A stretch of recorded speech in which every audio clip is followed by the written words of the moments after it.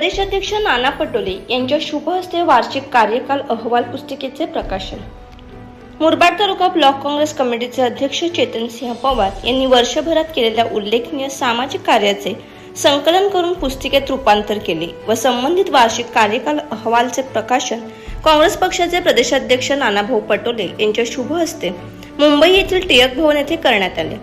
यावेळी किसान जिल्हा सरचिटणीस जयवंत पवार, प्रबोधन समितीचे भरत महाराज मुरबाडे, मुरबाड तालुका युवक काँग्रेसचे उपाध्यक्ष सचिन धुमाळ, कुडवली मंडळ प्रमुख समीर ठाकरे आदी मान्यवर उपस्थित होते।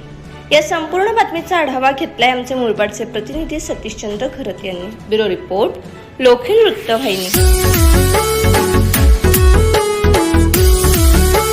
कांग्रेस पार्टी जिंदाबाद जिंदाबाद जिंदाबाद, राहुल गांधी जिंदाबाद जिंदाबाद जिंदाबाद, खड़गे साहब जिंदाबाद जिंदाबाद जिंदाबाद।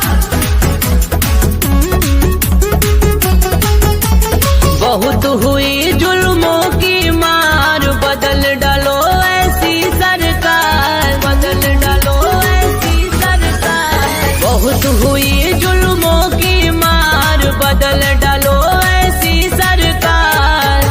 यार अब देश बचाना है, यार अब देश बचाना है, फिर से कांग्रेस को लाना है। यार अब देश बचाना